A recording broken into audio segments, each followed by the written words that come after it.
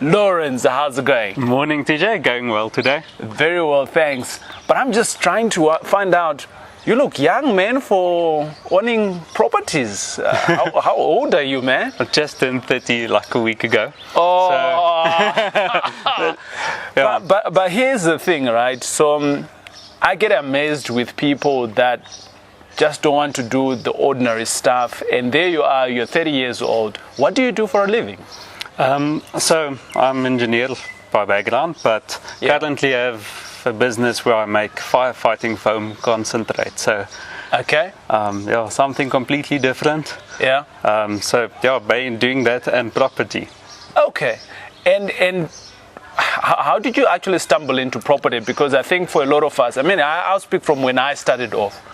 Property was one of those things I'm like, I actually don't have the money. I'm not a trust baby. Are you a trust baby? No. Okay. And I am one of those people that are like, I was working and I was just trying to figure out how does it work. And there you are, you also employed, you got a business. From having a business, now you've got properties like these ones. Now, how did you guys actually just get to start having the mindset of moving into an area where you're buying properties? So my wife and I started out actually living frugally. So when we started working, What does that mean? Some of us. so English is like fourth language for me. so we were always very aware of how we spend money.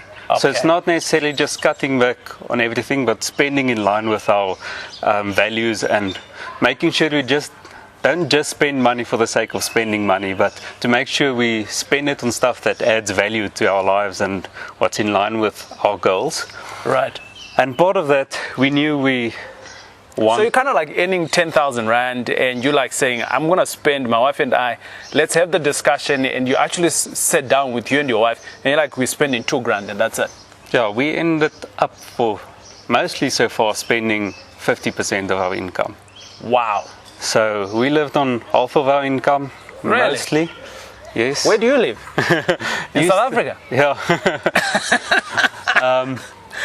And with that, when we started out with property, it was saving up for deposit, almost, I'll say, doing it in the very traditional way. Yeah. Save until you have enough for deposit. Go Yes. to agent, look for a place. Didn't even negotiate really on the first place. Yeah. We thought we did well. We got 10,000 Rand off our first place from market value, which Right.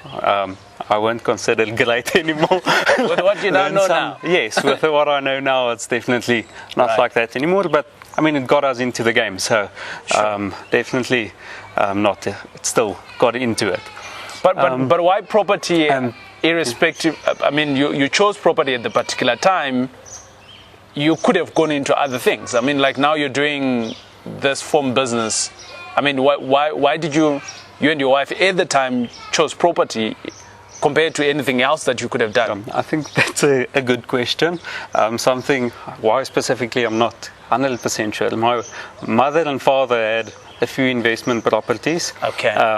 Also on the very traditional route that they've done that. Yeah. And I started looking into it and just thought, okay, let's start get going with the property and learn. And so I knew I wanted additional income and like a backup plan almost, and financial freedom. Yeah. And I think I didn't even look too much at the other options at that stage. Right. We decided to start with it, and I feel like it was something that could give time and money freedom, so both of them. And I think something that pushed me a bit more, I think I was working for 2 years. Yeah. And I got my yearly pension statement. Yeah. And I saw how much it's going to be. I think at that stage it was something like, if I retire in 2054 or something like that, then I needed X amount for retirement. Yeah. And at that stage our property portfolio, I think, was half of what I should still work another 40 years for. And it's like, okay, this makes sense to do it like this. To continue with the property, because the almost traditional routes. I'm really intrigued with your thinking, man. You are 30 and you're thinking retirement. I mean, you from the traditional workplace, you haven't even reached your peak yet. And you are talking about looking at your statement in terms of your pension, and you're making plans for it already.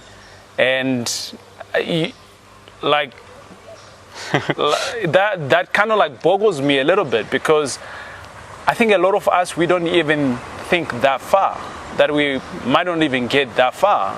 So we get to spend all of our money now, get into debt, and debt is good, by the way. But there you are, you're actually spending more time in saving, and you're thinking about your retirement. So when do you want to retire? Well, it's not really just retirement, it's just doing more what I like. I don't think, I started out at a bit of a corporate company, and it's not for me. I've realized that quite quickly, and I wasn't even into corporate. It was at Cecil, I was in a plant environment, so it's still corporate company, but my environment wasn't even that corporate, and I realized it's not really what I would like to do for the rest of my. So your passion, your fire is what you want to do. Yes. But you also recognize that you need to have an income. Yes. For you to live. And I think something that also triggered me about properties, just compared to a normal pension fund or so, is you save all these years and you get to it, and then you start withdrawing your capital, and you actually make your investment less. With property, you can live off the rental income, and you still have your asset there. So I've divorced from the thinking of subscribing to pensions and retirements and things like that. And that's my personal decision. You can slay me if you want to. But however, this is my thinking.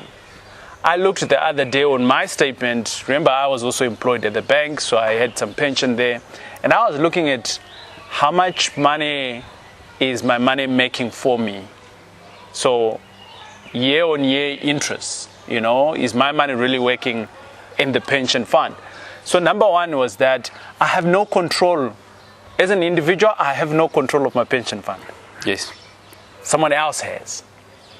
And I don't know how good that someone else is. And I don't know what is motivating them. So I'm like, okay, fine, I'm at risk here, because someone else is making a decision for me. They're not even consulting me. Yes. So I immediately said, okay, fine, how best can I move forward? And I was like, okay, how about if I start learning to invest? And that's exactly what you've been doing. I mean, I've met you a couple of times in different seminars, different classrooms and things like that. And you are learning to invest, and now you're putting in your money into an asset where you have control. So yes. you all of a sudden now you have control of your future. Not someone else, right? Exactly. And by investing in different, wherever you invest in, whatever big company it is, it's never guaranteed. But your property investment, it is guaranteed, because it's your efforts that is in your decision making. So if it fails, it's on me. Right? And also the second thing for me was that I then started looking at the numbers. I started tracking how much money I was actually earning year on year. From your pension? Yes. Okay. Right? And I realized that if I am to put the same amount of money, and I did this on 200,000. Yes. Because at the time I had 200,000 in my pension. And I literally put my money there, and I was like, okay, fine, I'm earning like 3% or please 2%. Don't mention. I put the same 200,000 here, and I tracked it for 5 years. Yes. And I was doing this on property, and this has grown, I think, about 8 to 5 times, if not more, right? Some of it now I'm getting what I call infinity returns. If you don't know what infinity returns, you need to go and Google that. But at the end of it, I'm in control. Yes. And my future is secured by me. It gives you more control, but you'll have more responsibility. But you definitely have more upside as well. So it's a trade-off between some people just wants to put their money in a pension fund and work their job, which is also fine, if that's what they choose to do. But if you want better returns and more control, then it's a good option. Now, jumping in, we might sound like we're talking about investment, pension funds here, but the reality is that this show is all about just being aware of what your money is doing for you. And for us, me and Lourens, we put our money into real assets, something that you can touch and feel, something that you have control over, and this is what we love about it. But if you feel that your money needs to be an investment with whoever, gray, black, whatever investments, do that. On the other hand, yes, you mentioned that your parents used to have property as well. From your growing up, how instrumental or influential has that given you in terms of your investment now? I mean, because you kind of like have a leapfrog compared to someone else who's never had any properties at all. You kind of like have something. I was aware that they had properties, and I've been to some of them, but I never knew what was going on with those properties. Right. So I wasn't involved with it. My dad had a construction company, but I was still in primary school. Sure. I used to go to the building sites to play in the sand and stuff like that. I never really asked what they were doing or learned skills there, but I was around it. And even on the investment properties they've had, it was just the awareness that it's there somewhere kind of thing. And which is good, because a lot of times all we need is just that awareness, because then because you are aware, now you think it is possible, rather than you're coming from the dark.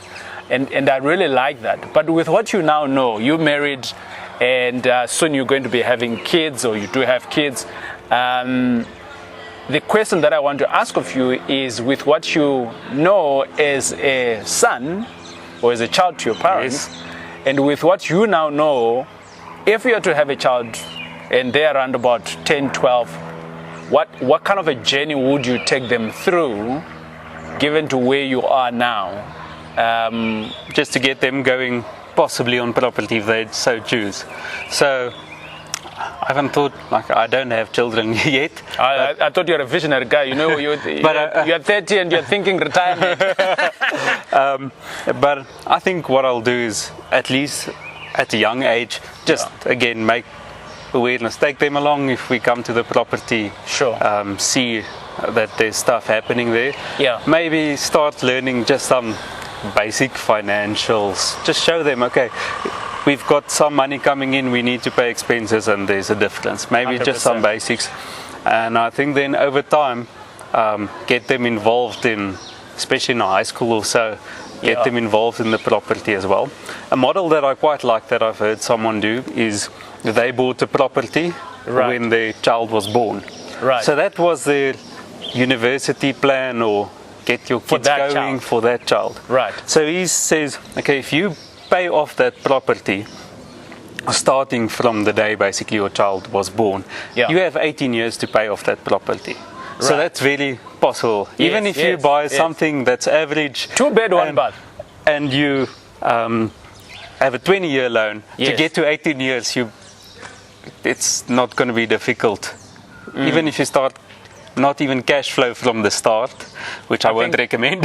That is a tip for our cameraman, because our cameraman is looking at dating, and that's a tip for our cameraman. That before he has a baby, that he needs to buy a 2 bed, 1 bath for his unborn baby. Boom! But at that point it would be paid off. So you can at that stage likely refinance and have a capital amount available if you have big expenses, if you want to buy a car, or maybe you need to pay a year's studies up front, or pay a deposit for the raise or something like that. That's quite nifty. Then you have a capital amount, but you can still keep the capital available in the flexi reserve and use that to just pay for monthly expenses. And 20 years goes fast. Yeah, I like that. Well, ladies and gentlemen, that is Lourens. And Lourens, he is not just, you can see, I'm intrigued with the way he thinks. But let's jump on into an area that he invests in. And this area that you're investing in, you chose this property to be your best property. And it's in an area called Tough Club. And Tough Club, for me, it's a very small neighborhood, like Very small. Most people won't even know. They think they're still in Terfontein when they come here. Right. So if you don't know, this area is in the south of Johannesburg. So if you've never been in an area like this one, you come to Johannesburg, a lot of people make reference to say, I stay in the south of Joburg. And it is in the south of Joburg, and common other areas that are around it is Terfontein, Rosettenville. But this is the nicer part of the south, though, compared to the likes of... It's a bit to the west of Rosettenville. 100%. Slightly more. 100%. So what I want us to talk about is, how much do you know about Tough Club? I mean, you invest here. I also invest here. So I can say we invest here. Yes. And I know that in the street where you are, you've got more than one property. Busy with another deal, 3 stands from this one. Okay, so in total in one street, how many do you have?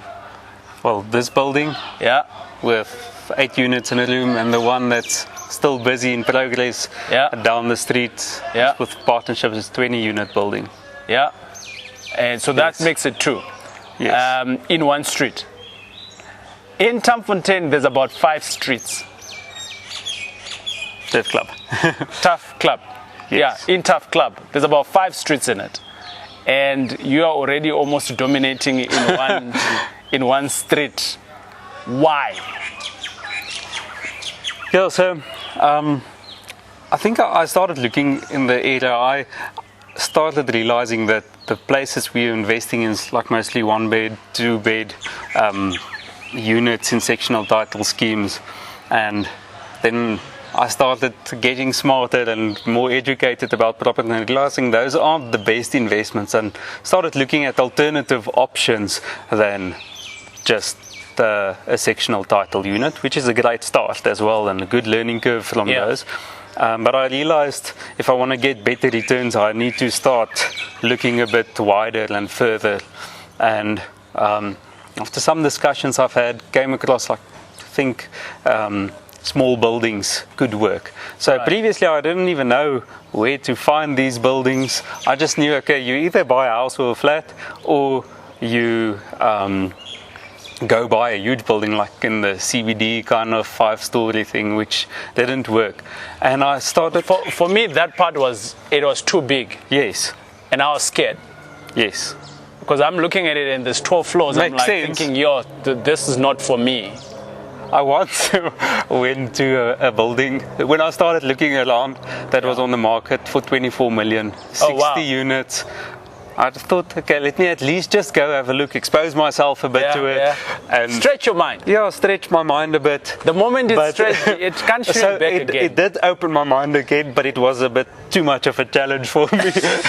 Just looking at it, I can't remember, 4 million transfer costs or something like that. Wow. And then deposit and everything. So I said, okay, one day those, but I'll get there. Let's just do baby steps. Go from flats to just, I mean, like this building, for example, is 8 units. So it's still a jump, but it's not going to 60 units. It's a bit of a stepping stone. I suppose, I am always saying to people, you need to start. That's number one. Start. Yes, I agree. And start small. When you start small, learn fast and grow fast. That's my thing, right? And to me, you are a true testament to it. You're looking at this, 12, 20 million rand building, but you're like, okay, fine, but let me start onto an 8 unit. And from there on, I mean, you're going to grow from there. But the lessons that you're getting as you're going along, you can't put money on it. I agree. No one will ever come in. You can read the books and stuff, and then you come here and then tenants aren't paying or whatever else, there's stuff broken, you have to do renovations, so you learn so much more. I'm one that often gets into the reading, listening podcasts, and sometimes a bit slow almost to get to action. I still do it, but I feel like I internally have a bit more resistance to that. So sometimes I think it's an engineer thing. I think so, overthinking stuff. But I realize sometimes I feel like I go to a property event and I feel like I don't learn that much new stuff. Maybe there's like a sentence that's, oh, I don't know that, but overall, it sometimes feels like I stagnated. But then go and actually do a deal, and you're like, then this whole world opens up. Like, there's so many stuff I don't know when actually jumping in. Yeah. It's like reading how to swim and actually swimming or something. It's completely different. That's deep. So that's deep. they can tell you do these strokes or whatever. I don't know how to swim. You're talking to me now, right? but let's come back to Tough Club. Yes. I had a closer look into Tough Club, and mostly because me and you were investing here, and it's a small neighborhood, 5 streets. Yes. Right, and the majority of the properties that are near, around about 50-60% of them, it's all flats or some form of rooms, and you got an odd 35 to 40%, which is now sitting in as freestanding. However, the other fascinating thing about Tough Club is that 80 to 90% of all of these houses, they are all rented out. So very few landlords actually stay here. Yes. But I further on went to look at it, and I also realized that from a statistic perspective, people don't pay very well here. Statistically, they say that 50% of the people that are renting here, they pay on time. And when I looked at that, I said to myself, this is either an opportunity or it is a downfall, because when I was growing up, we used to have, like, all shoes was bought at Butter, right? That was the only shoe shop that we knew. And my dad used to say to me, you know how Butter came into the country? And I didn't know. And he says, they sent 2 salespeople.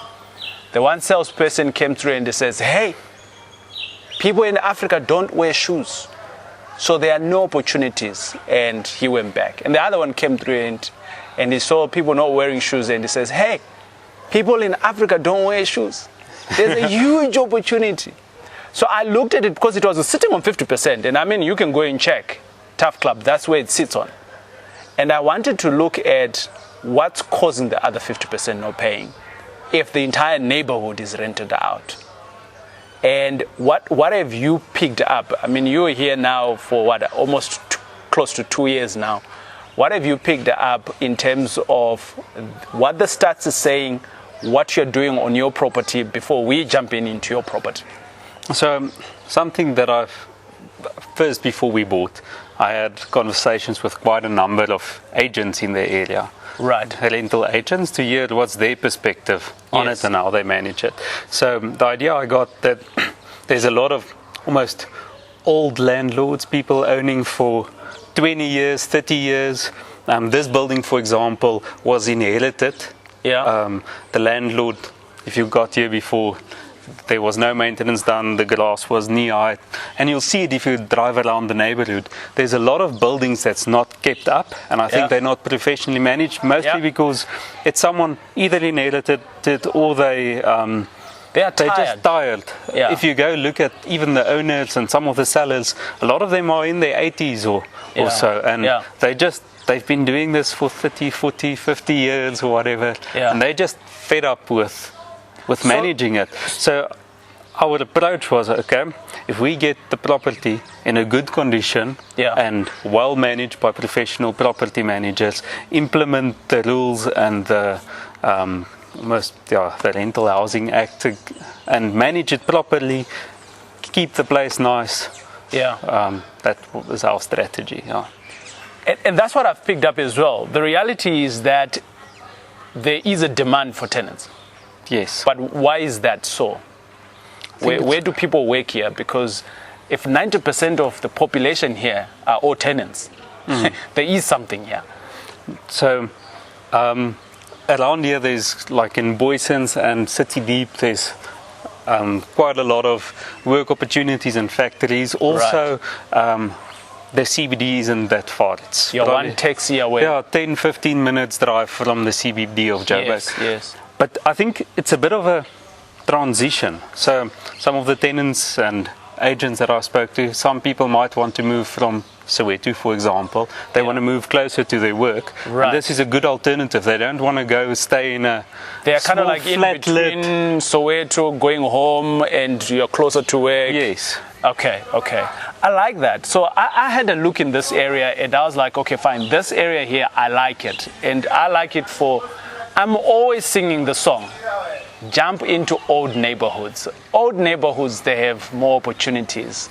And this is not the only old neighborhood it is. I mean, we were in Boksburg on the other episode. It's an old neighborhood.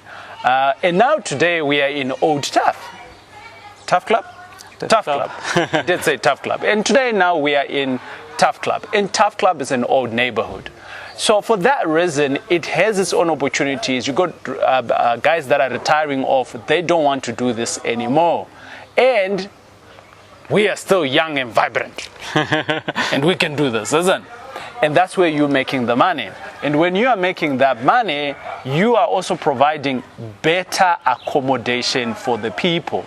Yes. So all of those other people that are paying rent elsewhere in rundown buildings, the moment that your building is coming up and it's well kept and it's nicer, guess what's going to happen?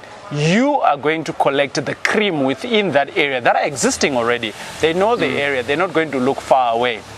Boom! And that's an opportunity. Ladies and gentlemen, we are going to go in and actually just do a walkthrough of this building. So tell us again on this building, how much did you buy this building for? So it was initially listed for, before I saw it, so it was listed for 3.2. Yeah. And then by the time I saw it, I think it was dropped to 2.7 or 2.8 million. Right. And then we offered, I think it was 2.05 million. Right. And eventually we settled on 2.2 million. So we bought the building for 2.2 million. 2.2 million? Yes. 30 years old? No, it's older. I mean, you are 30 years. I'm 30 years old. I thought you meant the building. and you own this? I've got a partner. Yeah. Yes. And you and your partner own it? Yes. Like it's yours? Yes. At 30 years? Yep. That's amazing. Like, seriously amazing. Let's jump into it. So this property here, I mean, you got an ample garden here. I mean, what do you guys use it for? I mean, currently it's not used really. The kids play here. But currently it's not being used for something specific other than the tenants that can use it. Okay. But part of the opportunity here is, for example, the building we mentioned down the road. Yeah. Is a 20-unit building on 1,000 square meters stand. So 20 units, not sure what's the density, that's what, 200 units per hectare. I think Lourens is advocating for us to go to that building. But on this side, it's 1,700 square meter stand. Okay. So there's definitely opportunity to expand as well. So we've got space at the front. So space at the front, I see you've got a pedestrian gate here. Yes. So you guys come through in here? Yes, the tenants does have a key for that. Yes. Okay, so they come through in here. This is your main entrance hall. Yes. And in this building, because I see you've got multiple buildings. There's about 3 of them. Yes, so there's the main building, which was the initial building. It's got 6 units in the main building. Right. 4 of them are similar. It's currently small 2-bedroom. It used to be 1 bedroom with a living room. Yeah. But we've changed that around to be 2-bedroom units. Yeah. And then there's larger 2-bedroom units on this side. So 6 units total for the building. It does really look nice. I mean, you've painted it nicely, face brick. I recently saw someone else who painted on top of the face brick.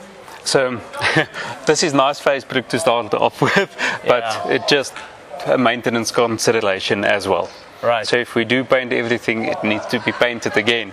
But if you just paint the trimmings, and then on the building. So remind me again. You got 6 units in here. 6 units on this building. Right. Yes. These 6 units, 1 bed, 2 beds. What are they?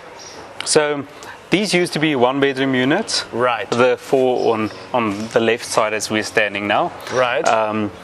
So you came in, but there's a small, like an entrance hall almost. Sure. And most of the tenants anyway use that as a small living room or put a TV there. Right. And they use the living room as a bedroom. So we decided to just change it around, put plugs in that area and change it a little bit so that it can be used as a TV room without cords lying on the ground and everything. Okay. And then made I think it'll be two bedrooms. better for us to go and view it when we are done. Yes. With outside, we go in and you can give us that explanation. Okay. You could- Yeah, these are 2-bedroom units with a large living room as well. Okay, awesome. And you got ample parking here. I mean, you're running already. Some of your tenants are running a... Apparently it's a new car that they got recently that they want to fix up. Okay, good. He didn't used to have a car, so. Right. So everyone has a parking bay? Yes. How does it work? Each unit has a parking bay. One parking bay per unit. Okay. And then those townhouses has a garage and a parking in front of the garage as well. Before we go to the townhouses, Yes. You've got carports here. Does your tenants pay for parking? Currently, no. Currently, They're not paying for the carports.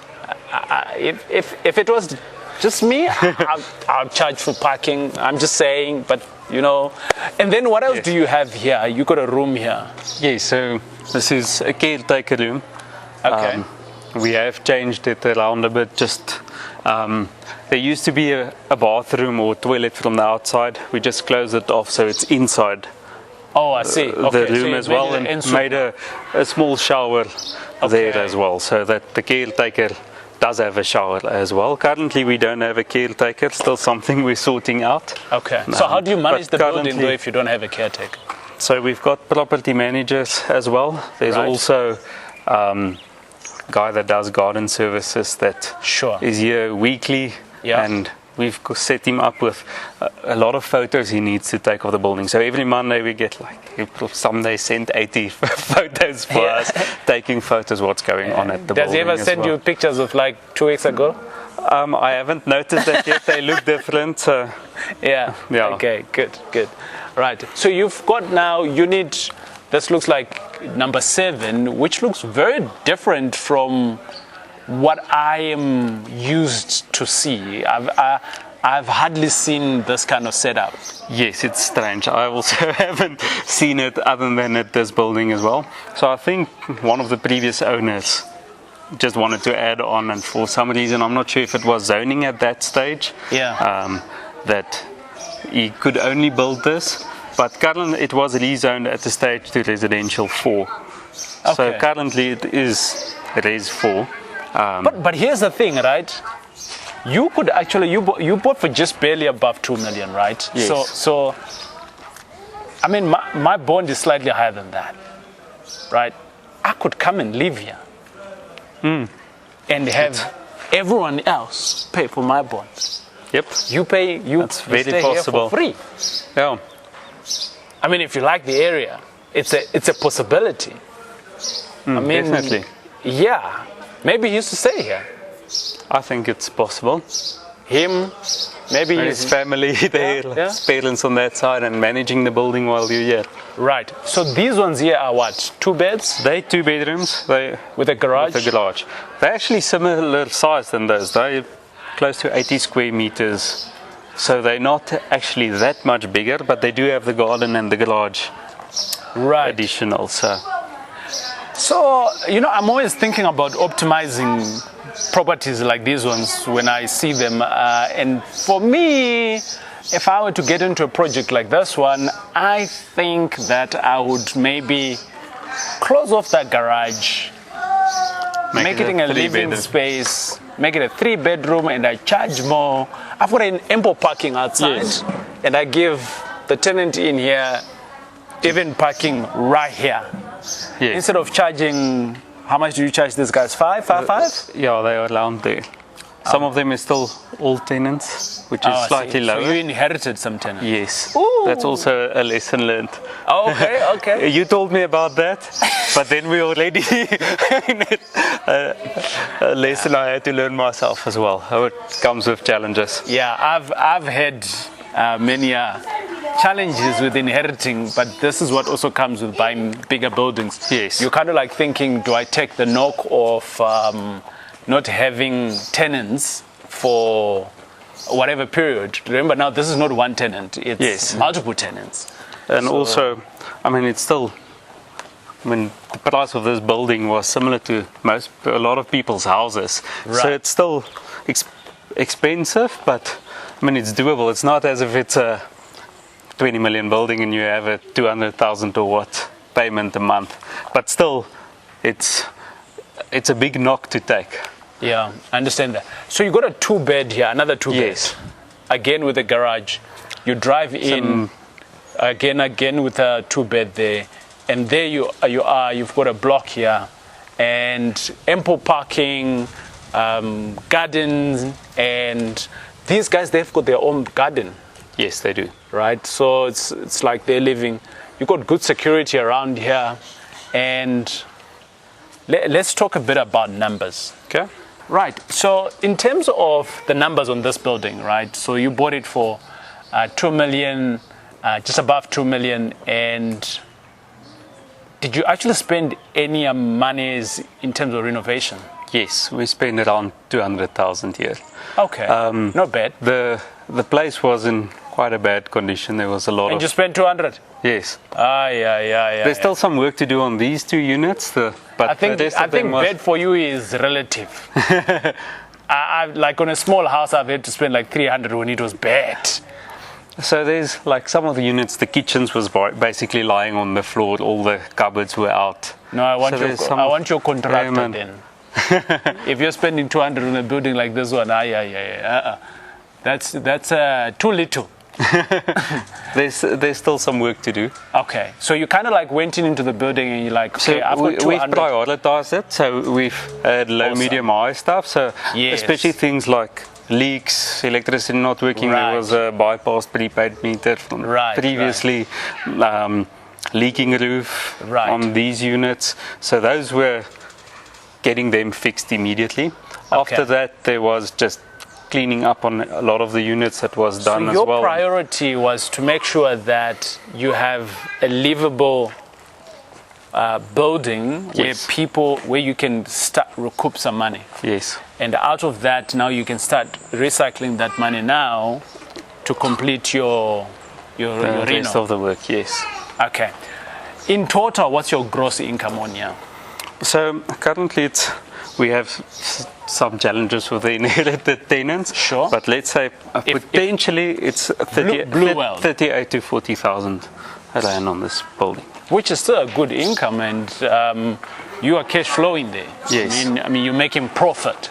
Yes. Right? But profit doesn't normally just come, right, without work. Yep. What were some of the challenges that you got when you... What's the top 3? I mean, you probably have 20 of them. Okay, so let's start just the initial process, purchasing the property. So how we got to this property is we had a other building we looked at I think it was in Kenilworth, which is about 2 kilos from here. We put in an offer. And that's also another investors have in there. Yeah. So... that place, before they accepted our offer, they got a cash offer from someone else. Oh. So they actually verbally accepted, they haven't signed yet, and then someone else bought it for cash. So the agent that we bought it through knew that, okay, these guys, they actually put in an offer, we're serious about buying. So he actually started looking around for us, he knew what we were looking for. Okay. Then he showed us a few other buildings, and we went with this one. But initially, the bond originator I used before I grew my power team as well was not what's a power team? Just the people around you that support you in your business. So, sure. I mean, you're not skilled in doing anything or everything.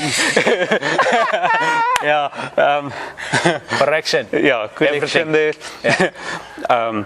And you need to get specialists and for both sorting out getting the things done that they specialize in, or to save your time. Yes. So on this one, I like the second part. to save you time, because I think anyone you can be an accountant, you can be a bookkeeper to your business, you can be. But however, there is people that are skilled to do it, and it saves you time. And it's often money as well. If maybe there's a tax incentive, you don't know if you do your own books. 100%. And even things like that could save you quite a bit of money. Let's go back to your estate agent. So you lost out there. Eventually, you get here. But it also tells me a story about your relationship with your estate agent. It wasn't like a one guy hit wonder. Hello, is there property available? It sounds like you got a relationship. There was a process a bit there. And I think he helped us look for property. Right. Which is his job. Yes. Yeah. But with often, like it is with agents, they'll know you are the buyer. You tell them, I'm looking for a property, and they don't follow up. But when he actually saw we were serious and we put in an offer, and then he... Oh, there's water that just came in here. That's what happens when you're recording stuff. Right. Yeah, so he saw we were serious about purchasing a property, and he was more active to help us look for a place as well. So the bond originator we used at that stage was not a bond originator that really works with investors. Right. So they recommended, no, let's see if we can get residential financing on the building. On this building, they wanted residential? Yes, they said, no, they think we can do it. It's like, okay, if we can, let's try it. I don't know, I haven't done a building before. and you are working from a point of you don't know. Yes. So, and you are thinking that this person also knows. It's like, okay, if I can have a 20-year versus 10-year commercial loan, then it makes a big difference on the cash flow. Sure. So we got initial approval from, I think, 2 banks, and then they sent out their valuers, and they said, no, this is a building. We're not. The one bank said they do finance these type of buildings, but over 5 million. Right. And then Upsales guy came out, and they said, okay, they'll finance, but not residential. Right. It would be commercial. Okay. So there, at that stage, it was actually my wife and I that initially looked at the building. Yeah. And then at that stage, when they said, okay, now you need a 25% deposit and a 10-year term, it's like, I think we're going to need a partner here. So at that stage, I needed to get a partner. Yeah. And then from there, did the commercial financing, also a learning curve there, just a different process. So you got the building, you know you can buy it, you know you qualify, but just navigating the system of writing the get, finding the right money for the asset. This is what we're talking about. Yes. This is where the challenge is. So is it commercial or is it a normal home loan? And you had to navigate that. And it was learning for you. Yes. But it was learning. There's no textbook for this. Actually, it's just about getting jumping feedback in and from the banks. Yes, no, yes, no. And in the same process, your seller is waiting. Yes. And they have given you time frame, so you're working under pressure here to deliver. Yes. Wow. So eventually we got a partner. Was you scared at that time? Yes. God. How did you navigate that? I mean, it's your first one, right? Yeah, I think it's just basically keep on going, figuring out what to do. So the next point is getting the money. So it's going to talk to people. At least the person that's my partner here, we've been having conversations about that. We've actually registered a company long before, a few months before that. Okay. And so it was the right building, the right partner, the timing was good. You married the 3, and boom, we've got this asset here. The seller lost his title deed, so that also took an extra 3 months for transfer. So when we started this process, our first offer to purchase was June last year. It transferred March this year. So it was a 9-10 month process. Not like a house, which is 2 or 3 months for a flat let. And so what is the process that they had to take? I mean, the title deed was lost, so which means that this guy actually owned this building outright. Yes, he inherited it. Oh, they inherited, by the way. Yes, you did say that. My apology. But now on there, right, the question that I want to ask is, you had to wait for them to do that process. Yes. And that took a bit of time as well. You said 3 months. Did you have to do something in there, or it was them? They sorted it out with the attorney they used, so I'm not sure about that process. Okay, awesome. But yeah, keep track of your title deeds of your properties if it's paid off. In a safe with a good attorney or something like that, Yes. that normally works. Okay, cool. So that was issue number 2. And your third issue? We took transfer a week before lockdown. Oh! With four units vacant, 4 inherited tenants which were in arrears. So like I said, the previous owner already didn't care, didn't manage it well. When he knew the sale was going through, I think he just did nothing. So we asked close to transfer again for updated rent rolls and things to get the handover going, and it was a mission getting it out of him. Yeah. I'm not sure if he gave all the correct stuff there either. But we inherited. I find that at that time, whatever you are asking for, and this is a common thing, I'm buying properties all the time, and on transfer, it's like the landlord or the seller has just checked out. Yes. Like they just send you, if you ask for recent rates and taxes, and you are in Like, I'm done with 2020 this. February, they're just going to send you 2015 one, August. I'm like, but this is It old. doesn't help me. Like, but how do you navigate that?